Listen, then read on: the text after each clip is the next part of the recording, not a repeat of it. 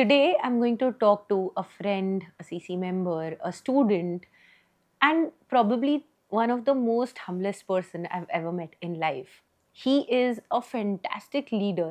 अगर आप उनसे पहली बार मिल रहे हो तो आपको ऐसा लगेगा भी नहीं, but the leadership skills that he has and the way he keeps everyone together is outstanding. So I am talking about Aditya Jhunjhunwala and हम सब उन्हें प्यार से एजे बोलते हैं. He is into the business of cold storage and solar. Actually, both the businesses are in opposite industries, but the way he has built them in a city where he was very new is amazing. Let's talk to him and get to know more about him. So, welcome AJ. Hi, and thank you. मेरे मन में ना हमेशा से ये सवाल था because I know कि आप आकोट से हो. तो जनरली लोग क्या होता है कि अगर शिफ्ट होते ही हैं तो we think of bigger cities etcetera. तो मेरे मन में हमेशा से ये सवाल था कि नागपुर कैसे पहुंचे. तो एक तो I have lived in Bombay half my life. पूरी फैमिली, एक्सटेंडेड फैमिली हमारी बॉम्बे बेस्ड है. I have studied in Pune. तो मुझे अच्छे से पता है वहाँ के ड्रॉबैक्स क्या, जो मुझे नहीं चाहिए थे. ट्रैफिक और टाइम स्पेंड इन ट्रैफिक और पोल्यूशन, ये दोनों चीज़ नहीं चाहिए थी. तो I always wanted to live in a smaller place. फिर कोल्ड स्टोरेज का जब हमने सेटअप किया तो तब ऐसा लगा कि एज अ फैमिली कि आकोट बहुत छोटी जगह हो जाएगा, इवन अकोला. तो set it up in Nagpur. मिहान आ रहा था, जीएसटी के लिए सब कह ही रहे थे कि आ जाएगा. तो ये समझ में आया कि it will become the logistical hub in the country for both pharma and food products. तो ये सोच के नागपुर सेटअप किया. एंड नागपुर रह चुका था 2 साल पहले. मेरी सिस्टर यहाँ रहती है. तो एक था नागपुर से कि अपनापन है ही अलग. वो तो है, आई वो तो एग्री. हाँ. नागपुर में वो एक अलग फन है जब अपन कॉल करके किसी को भी बोल सकते हैं कि यार मिलने आ रहे हैं. नहीं, वो है एक्चुअली. पुणे रह के भी जो नागपुर 2 साल रहा, तो नागपुर अपनी सिटी लगते था, पूना उतना नहीं लगता था. तो कंपेयर टू फिर आया कि नहीं, नागपुर है, it feels like home. Okay. And ये आइडिया ऑफ कोल्ड स्टोरेज ही क्यों, मतलब. So I was looking for many industries. कुछ करना है, बीइंग हम लोग आकोट जैसी जगह पे है तो फूड इंडस्ट्री के आसपास है. Already family business edible oil manufacturing का है. तो एक समथिंग रिलेटेड टू फूड समझ में आ रहा था, माइंडसेट था. तो ढूंढते ढूंढते फूड इंडस्ट्री में कुछ एंट्री कैसे करूँ समझ में नहीं आ रहा था. तो 1 आध साल काफ़ी घुमा इधर उधर. तब पापा ने एक प्रोजेक्ट रिपोर्ट दी कि कोल्ड स्टोरेज में काफ़ी साल से सोच रहा था. Study this project if it enthuses you, ये सोचते हैं. तो बस फिर वो सोचा, अच्छा लगा, और ये जीएसटी और ये वाला सब चीज़ें बैठ गया. तो उसमें कि let us enter into this cold storage industry. फिर यहाँ से फूड इंडस्ट्री में जो करना चाहें आगे, मैन्युफैक्चरिंग सारी रिलेटेड लाइन्स है, ओपन अप हो जाती है. ओके. अरे निधि वाला बताओ ना. अरे यार, एक्चुअली स्पीकिंग मुझे जाना था हमेशा से रिन्यूएबल एनर्जी. वो मेरा पैशन था. फ्यूल सेल्स, सोलर, वो चीज में करते करते वो टाइम पे जब ये प्रोजेक्ट्स और ये सब प्लान हो रहा था, तो एक और दूसरा चीज था कि the person who I wanted to marry, वो करना है. तो दोनों साइड के ट्रेडिशनल फैमिलीज है, तो कुछ तो टेंजिबल बिजनेस चाहिए. सोलर के लिए, रिन्यूएबल एनर्जी के लिए काफी अर्ली था. तो वो टाइम पे अगर मैं मेरे फादर को या निधि के फादर को बोलता था कि सोलर पे रिसर्च करने शायद आईआईटी चेन्नई में मैं बैठा रहूंगा कुछ 2-1 साल, तो बोलते थे तुम्हारा वो संभालो, इसकी शादी मैं यही करता हूँ. सेम मेरे डैड बोलते. तो एक उनको प्रूव करने के लिए ये चीज का करना पड़ा. तो फॉर्चुनेटली बहुत अच्छा काम हो गया, कोई प्रॉब्लम नहीं. अमेजिंग. और जैसे आपने बोला cold storage really booming and specially important for agriculture and pharmaceutical. तो ये जो सेक्टर्स है इसमें आपने क्या चैलेंजेस फेस किए हैं, और या ये सेक्टर्स क्या चैलेंजेस फेस करते हैं, and how do you overcome that. So cold storage industry का क्या सबसे बड़ा चैलेंज है कि एक तो कैपिटल इंटेंसिव है. इन्वेस्टमेंट करते रहो इसमें. ग्रोथ मतलब और कैपेसिटी एक्सपेंशन नहीं है, कैपिटल इंटेंसिव होने की वजह से. तो ग्रोथ मतलब इन्वेस्ट करते रहो, तो जो हम लोग अभी तक कंटिन्यू कर रहे हैं. अपार्ट फ्रॉम दैट, इंडस्ट्री को चैलेंज ये है कि बहुत फ्रेगमेंटेड है, स्टैंडर्ड नहीं है. और इंडिया में बीइंग कैपिटल इंटेंसिव और इंटरेस्ट रेट इतने हाई हैं, sizes are very small as compare to international. हमारे आज नागपुर में 10,000 टन का या 8,000 टन का कोल्ड स्टोरेज बड़ी कैपेसिटी मानी जाएगी. अब्रॉड वही चाह रहे हैं तो वो 1 लाख टन 2 लाख टन की कैपेसिटी होती है. तो ये छोटी कैपेसिटी की वजह से वो स्केल का बेनिफिट नहीं मिलता है, जिससे कॉस्ट कम हो जाए. तो ये इंडस्ट्री के लिए चैलेंज है। दूसरा फ्रेगमेंटेड कैपेसिटी है, हाईवेज अब बन गए हैं, रोड्स अच्छे बन गए, पहले रोड्स का प्रॉब्लम था, ट्रांसपोर्टेशन कॉस्ट बहुत हाई आती है इंडस्ट्री के लिए, तो उनके लिए वो चैलेंज। दूसरा है कि ट्रांसपोर्टेशन कॉस्ट कैसे मैनेज किया जाए। अब ये हाईवेज के साथ बन गए हैं तो वो काफी इफेक्ट आ गया। हमने उस पर काफी मेहनत की कि हमने last mile door drop and door pickup service the customers को अक्रॉस सेंट्रल इंडिया, जिसकी वजह से कस्टमर्स हमारे बनने शुरू हुए। नहीं तो पहले था कि सिटी के बाहर बना दिया कोल्ड स्टोरेज, लोगों ने ये भी कहा कि वहां आएगा कौन, तो आपको बिजनेस नहीं मिलने वाला है, उतना दूर कैसे बैठ गए हो, क्या करोगे। ये भी बोला बिजली चोरी करना आता है क्या, बिजली चोरी कर सकोगे तो कोल्ड स्टोरेज सेटअप कर सकते हैं। तो फिलअप भी हो गया, कैपेसिटी फुल भी, बट आगे में जब समझ में आया कि और हाई वैल्यू प्रोडक्ट्स में या हाई वैल्यू सेगमेंट्स में जाना है तो ट्रांसपोर्टेशन सर्विस देनी पड़ेगी, तो हमने वहां से फिर अपनी ट्रांसपोर्ट सर्विस पूरी शुरू की कि एक ये कॉस्ट पे, ट्रक के कॉस्ट पे कोल्ड स्टोरेज की कैपेसिटी पूरी यूटिलाइजेशन हो, तो that become our identifier. Very nice. And I am sure मतलब जब लोग ऐसा बोलते हैं तो ऐसा भी लगता होगा क्या, मतलब ऐसा कभी थॉट आया, मैं रादर देन मी अज्यूमिंग, ऐसा कभी थॉट आया कि बंद करते हैं ये सब? इनिशियली बंद करने वाला नहीं, पर ये तो लगा बहुत बड़ी गलती कर दी, क्योंकि नागपुर मार्केट में जिससे भी मिलने जाते थे कलमना में, मस्का साथ में, पहले ही यही सवाल था, आप उतना दूर जाके क्यों बनाए हो, क्या सोच के बनाए हो। जबकि बहुत दूर नहीं था, सिटी से, पार्टी से 10 किलोमीटर ही बाहर है, और कोई नहीं आएगा वहाँ पे, ये कॉस्ट, लोगों ने 50 चीज गिना दी। बट वो टाइम पे इनिशियली कुछ पीरियड के लिए आए कि बहुत बड़ी गलती कर दी है, ब्लंडर हो गया अपने से, बट फिर ऐसा लगा कि चलो कर ही दिया है तो भुगतते हैं इसे, देखा जाएगा क्या करेगा। और ये था Jan-Feb 2011 में, जब कोल्ड स्टोरेज ओपनिंग के लिए रेडी था। वो टाइम पे फिर मेरी छोटी सिस्टर की शादी भी थी, तो जो चलो शादी के बाद देखते हैं। फिर धीरे धीरे, और यही लोगों ने जिन्होंने ये सवाल पूछे थे, उसी साल अप्रैल एंड मई में मैंने कैपेसिटी फुल हो गई है ये रिवर्ट किया, उनकी इंक्वायरीज रिजेक्ट की, तो वो एक तरह से थोड़ा प्लेजरेबल भी था, सेटिस्फाइंग था कि कर सके। नाइस। तो ये मुझे बहुत इंटरेस्टिंगली, और मुझे आज पता चला, जैसे इच्छा सोलार की भी थी और कोल्ड स्टोरेज निधि के लिए किया, मतलब मैं तो वही बोलूँगी कि निधि के लिए किया। और फिर आपके because I've visited and I know कि you have also installed solar in your cold storage.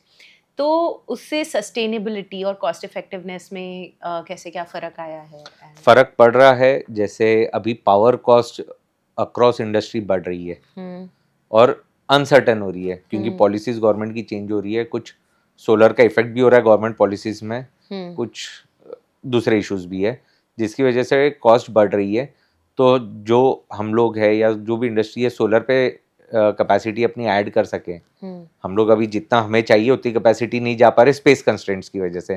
थोड़े पॉलिसी मैटर्स में रिलैक्सेशन मिले तो कहीं और जाके लगा लें, बट जैसे सोलर पे जाने की वजह से ये हो रहा है कि कॉस्ट पे हो गया है, वेरिएबल कॉस्ट जो भी पावर का है उससे फ्री हो रहे हैं, उसका इम्पैक्ट नहीं आ रहा है, और धीरे धीरे कस्टमर्स को over a period of time एक थोड़ा सस्टेन्ड कॉस्ट दे सकते हैं। नहीं तो हर 6 महीने या साल भर में सर रेट बढ़ाना है, कोई कस्टमर ये सुनना नहीं चाहता। एब्सोल्युटली, एंड प्रॉफिटिबिलिटी पे भी हिट होता है। प्रॉफिटेबिलिटी पे तो होता ही है, बट सेकेंडली कस्टमर से रिलेशन कहीं ना कहीं खराब हो जाता है अगर आप एनुअली ये चीज का रोना रोगे कि सर इलेक्ट्रिसिटी कॉस्ट बढ़ गई है, कॉस्टिंग बढ़ाना है, तो वो थोड़ा it doesn't sound good working with corporate customers. So solar ना बहुत ही, मतलब इतने सालों से इतनी सारी चीजें, और आए दिन उसमें कुछ ना कुछ होते ही रहता है, मतलब पॉलिसी लेवल चेंजेस तो I think is very frequent. And in that dynamic industry, what do you think, is it do you still, और what's your take specially in terms of industries, because आपकी specialisation उसमें है, तो आपको क्या लग रहा है विथ रिगार्ड्स टू सोलर, ये कब स्टेबल होगा, या फिर ये स्टेबल नहीं भी हुआ तो भी is it beneficial for industries etcetera? Stable नहीं होगा क्योंकि इसका इम्पैक्ट इतना बड़ा आ रहा है ओवरऑल इकोनॉमी पे, तो गवर्नमेंट पॉलिसीज कंटिन्यू चेंज होती रहेगी, क्योंकि वो लोग भी मतलब कुछ आगे फ्यूचर में क्या हो रहा है, उसका क्या इम्पैक्ट हो रहा है, वो अभी जज नहीं कर पा रहे हैं, तो वो लोग भी रिएक्ट कर रहे हैं, तो पॉलिसी चेंज होती रहेगी। Opportunity as a player in the industry हमें बहुत है, इंडस्ट्री को बेनिफिट बहुत है जिसका इंडस्ट्री ने लेना चाहिए। सो चैलेंज यही है इंडस्ट्री को कि ऐसे पार्टनर्स ढूंढने चाहिए जो सबसे पहले पॉलिसी समझते हैं, जिन्हें पॉलिसी पता है तो उसके हिसाब से सोल्यूशन दे। एब्सोल्युटली, वो सबसे ज्यादा इम्पोर्टेंट चीज है, क्योंकि चेंजिंग पॉलिसी, मैं 2 साल पुरानी पॉलिसी समझ के बैठी हूँ और उसके हिसाब से एग्जैक्टली करूंगी तो वो तो अब गड़बड़ हो जाएगी। महाराष्ट्र में रेगुलेशंस काफ़ी 2000 पन्नों के ऊपर चले गए हैं। पूरे इसको लेके अलग अलग है, एमवाईटी टैरिफ है, open access regulations, rooftop regulations और मल्टीपल ये है। तो एक कोशिश हमने की है कि सारे रेगुलेशंस को मल्टीपल टाइम्स पढ़ा है कि कोई कस्टमर के साथ बैठे या कहीं डिस्कशन में बैठे हैं तो उनका कोई ऐसा सवाल ना है जिससे हम स्टम्प हो जाए, हमें पता होना चाहिए और एक्चुअली पता होगा तो उन्हें गाइड कर सकेंगे सही तरीके से। तो that is one of the specialities we have developed as a company. Great. I have also heard कि अनिरुद्ध जो अपने फेलो सीसी मेंबर है, उनके फैक्ट्री में भी सोलर इंस्टॉलेशन किया है, तो उसके बारे में if you can talk a bit about. So हाँ, अनिरुद्ध के हमने रूफटॉप किया है। अब नेक्स्ट फेज ऑफ ऑर्डर उनका ओपन एक्सेस का ऑर्डर है जो पोस्ट दिवाली करने वाले हैं। तो ये बेनिफिशियल मिलेगा। पॉलिसी चेंजेस का ये होता है कि हमने रूफटॉप किया तो नेट मीटरिंग और ये ओपन एक्सेस का प्लानिंग करके हमने something called behind the meter किया कि जितनी देर प्लांट चलेगा उतनी देर सोलर का यूज होगा। ग्रिड से उसको मीटर से कनेक्ट नहीं किया कि ग्रिड में कभी भी प्लांट बंद है, फैक्ट्री बंद है कोई कारण से और सोलर प्रोड्यूस कर रहा है तो ग्रिड में एक्सपोर्ट कर दे, वो वाला नहीं रखा है।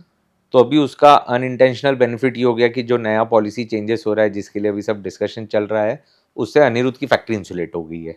वाह। और वो डिसीजन एक लेने में साथ में हम लोग ने फिर चाइनीज मॉड्यूल यूज करने का चांस मिल गया जिनका क्वालिटी अनफॉर्चुनेटली आज इंडियन मॉड्यूल से थोड़ा ज़्यादा अच्छा है। तो और थोड़ा कॉस्ट में भी बेनिफिट मिल गया उसमें। ओके, तो in overall I am sure Aniruddh या अनिरुद्ध जैसे जो भी बिग इंडस्ट्री वाले लोग हैं उनको बहुत बेनिफिट होगा विद रिगार्ड्स टू सोलर। बहुत बेनिफिट है। आज रूफटॉप पे सोलर लगा रहे हैं, पे back period is less than 2 years। Wow. ये भी मैं थोड़ा ज़्यादा बोल रहा हूँ, इससे भी कम है। तो it is a no brainer. आज सोलर लगा के इंडस्ट्री को अपॉर्चुनिटी है कि एक ये कॉस्ट है, वेरिएबल कॉस्ट, वो फैक्टर ही हटा दें। आज इम्पैक्ट ओवरऑल क्या हो रहा है कि अभी तक ये इशू था, एटलीस्ट टिल 3 months बैक ये डिस्कशन बहुत कम हो गया था कि महाराष्ट्र में पावर प्राइसेस बहुत ज़्यादा है एज कम्पेयर टू छत्तीसगढ़ या एमपी। इंडस्ट्री वहाँ शिफ्ट करते हैं। जो इंडस्ट्री सोलर पावर पे चली गई है उनको ये था कि ये पावर फैक्टर या पावर कॉस्ट हमारे लिए मैटर ही नहीं कर रहा है, तो हम क्यों जाए इधर। दूसरे जो बेनिफिट्स महाराष्ट्र में रहने के हैं या अराउंड नागपुर रहने के हैं उसका फायदा हम उठा सकें। और क्या रीजन होता है, मतलब इंडस्ट्रीज के तो power cost goes in crores per month, तो रीजन क्या है वो लोग जिन्होंने अभी तक जो सोलर पे शिफ्ट नहीं हुए हैं, and what is that one advice that you would give to them so that they know कि भाई दे आर एक्चुअली, जैसे बोलते हैं ना कि ये काम करने का टाइम कब का है, तो ये काम करने का टाइम कल गया। तो वैसे आई वुडंट से कल गया है, Okay. आज भी है, अभी भी है, जब कर लो तब सवेरा है। बट इसमें एक सिंपल चीज़ है कि कंसिडर करने का कि ट्रस्टेड प्लेयर्स उससे ज़्यादा नहीं है। ये एक इसी तरह से कि आप बिल्डिंग बना रहे हो तो इट्स नॉट कि आपने बिल्डिंग बना लिया तो सेल का या टाटा का टीएमटी बार यूज़ कर लिया, अल्ट्राटेक या अंबुजा का सीमेंट यूज़ कर लिया तो आपकी बिल्डिंग सही बन गई। आपको बिल्डिंग को डिज़ाइन करने के लिए सही स्ट्रक्चरल इंजीनियर चाहिए, प्लान करने एक आर्किटेक्ट या सिविल इंजीनियर चाहिए और एग्जीक्यूट करने के लिए एक अच्छी कंस्ट्रक्शन कंपनी चाहिए। Solar is like that. Modules जो है वो नोन है, वो कोई भी आधा घंटा ऑनलाइन रिसर्च करके पता कर सकता है कि कौन सा मॉड्यूल या कौन सा इन्वर्टर यूज़ करना है। वो नहीं है, वो सबको क्लब करके उसका सही इंस्टॉलेशन और उसकी देखरेख बाद में जो करते रहे उस तरह के ईपीसी पार्टनर्स के साथ करेंगे तो एक्सपीरियंस खराब नहीं होता है। जो लोग डर रहे हैं उनका मेजर रीजन यही है कि हमारे किसी ने या हमारे ही कोई पुराने इन्वेस्टमेंट में गलत इंस्टॉलेशन या गलत हो गया तो उस वजह से लोग कर नहीं पा रहे। राइट।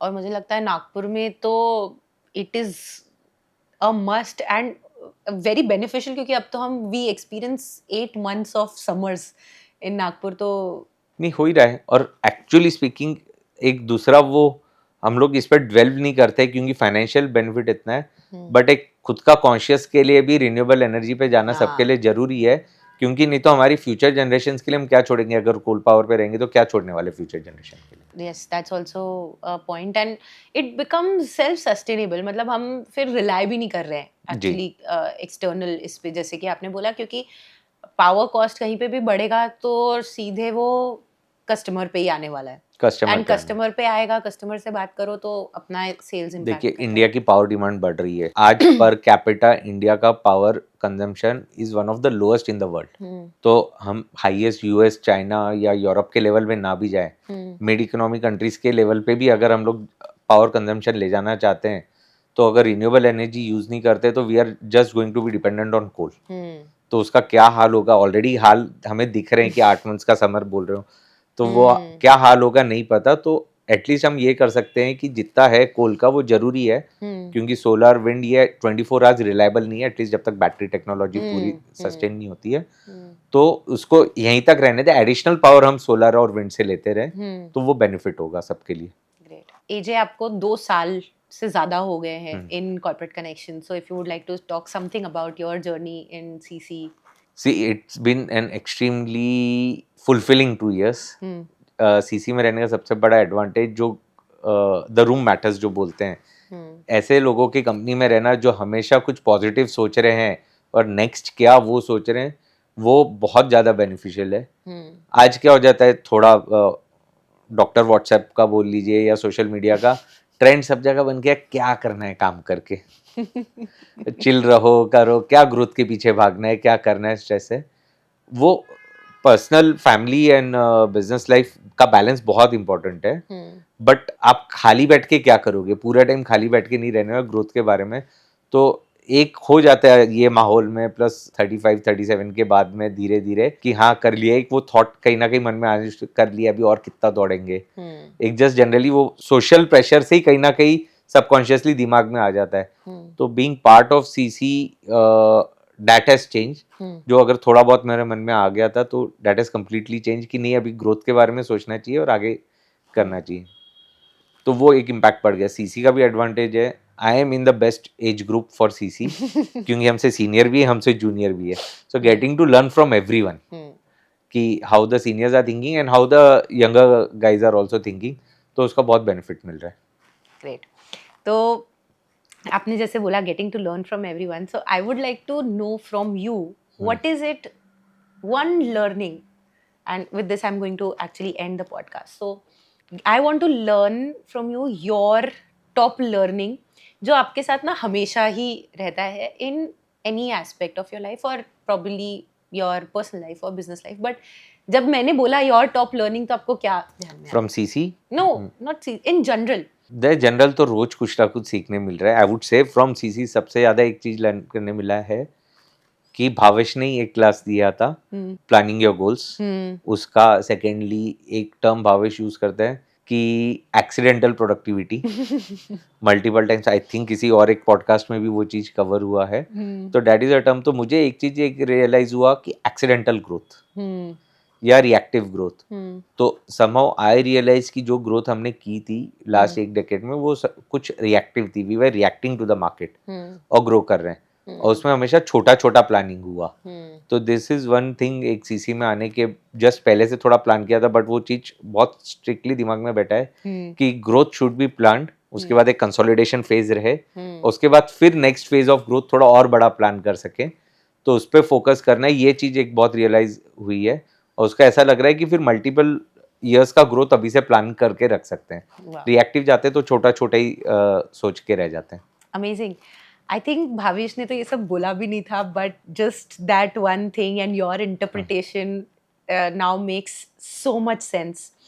एंड मुझे ना ऐसा लग रहा है कि 2 साल में पहली बार अपन दोनों ने इतनी बात की है। And I got to know so much about you, and but there is something that I absolutely admire, the kind of leader you are. इतनी शांति से आप you are CC1 के बोलेंगे जो सबको इकट्ठा जो रखते हैं ना, you are that. I know आपके एक्सप्रेशन से आप बोल रहे क्या बोल रही है रिद्धि, बट नहीं, मैं ऐसा सोचता नहीं उस बारे में। अगर कोई तारीफ कर रहा तो ले लेते। but I have seen that, and it's fun traveling with you. आपने जो एक्सीडेंटल प्रोडक्टिविटी की लर्निंग ली वो मेरे लिए एक लर्निंग हो गई, that planning growth, then consolidating, sustaining that growth, and then planning another level rather than just reactive growth. So thank you so much, AJ, for having this conversation with me. Thank you for having me.